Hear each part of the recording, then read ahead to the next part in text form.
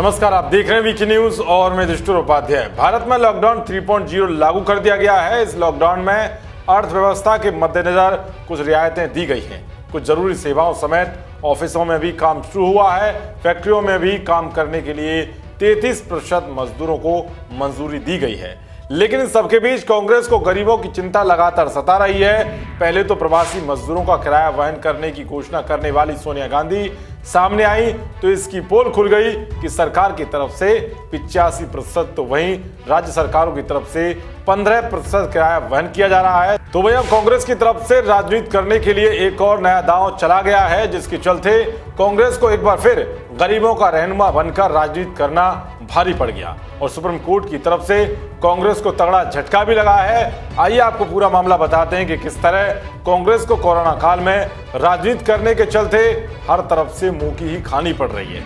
दरअसल वरिष्ठ कांग्रेस नेता जयराम रमेश ने सुप्रीम कोर्ट में एक याचिका दाखिल की थी। जयराम की तरफ से दाखिल याचिका में वरिष्ठ अधिवक्ता सलमान खुर्शीद ने कहा कि बड़ी संख्या में लोग अपने काम करने वाली जगहों से अपने मूल घरों यानी कि पैतृक निवास चले गए हैं और उनके पास स्थानीय क्षेत्र के राशन कार्ड हैं, जिन्हें उनके पैतृक स्थान वाले क्षेत्र के प्राधिकारी स्वीकार नहीं कर रहे हैं। यानी कि इस याचिका में जयराम रमेश की तरफ से मांग की गई थी कि कुछ लोगों के पास राशन कार्ड नहीं है तो वहीं कुछ लोगों के पास राशन कार्ड हैं, लेकिन वो फिलहाल उस राशन कार्ड का इस्तेमाल नहीं कर पा रहे हैं। ऐसे में गरीब लोगों की आर्थिक स्थिति खराब हो रही है। सरकार को हर जरूरतमंद को मुफ्त राशन देना चाहिए। इसके तहत याचिका में राष्ट्रीय खाद्य सुरक्षा कानून 2013 और ऐसे अन्य उपायों को लागू करने की मांग की गई थी। इस याचिका पर न्यायमूर्ति अशोक भूषण, न्यायमूर्ति संजय किशन कौल और न्यायमूर्ति BR गवई की पीठ ने वीडियो कॉन्फ्रेंसिंग के जरिए सुनवाई के दौरान पूछा कि क्या इस संबंध में सरकार को कोई प्रतिवेदन दिया गया है। खुर्शीद ने कहा कि सरकार को इस बारे में कोई प्रतिवेदन नहीं दिया गया है। इस पर पीठ ने सख्त टिप्पणी करते हुए कहा कि समस्या ये है कि लोग सरकार को प्रतिवेदन देने की बजाय सीधे अनुच्छेद 32 के तहत शीर्ष अदालत में याचिका दायर कर रहे हैं। कोर्ट ने आगे कहा कि इस तरह की याचिका से पहले कहीं कोई कवायद तो की जानी चाहिए। इस पर फैसला सुनाते हुए पीठ की तरफ से कांग्रेस नेता जयराम रमेश की याचिका को खारिज कर दिया गया है और कहा गया है कि समस्या पहले सरकार के संज्ञान में नहीं लाई गई है, इसीलिए इसे वापस लेने की अनुमति दी जाती है।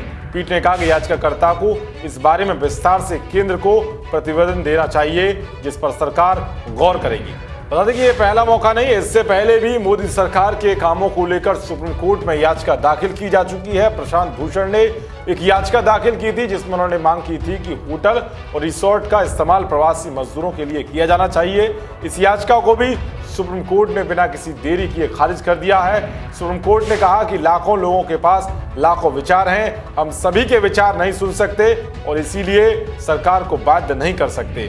तो इस तरह से जहां सुप्रीम कोर्ट समेत पूरी दुनिया कोरोना से निपटने वाली मोदी सरकार की व्यवस्थाओं की तारीफ कर रही है, तो वही कांग्रेस समेत लिबरल गैंग सिर्फ इसलिए परेशान दिखाई दे रहा है कि कैसे मौका मिले और वो अपनी राजनीति चमका सकें। इस तरह की दोगली राजनीति पर आपकी क्या राय है, कमेंट बॉक्स में जरूर बताएं।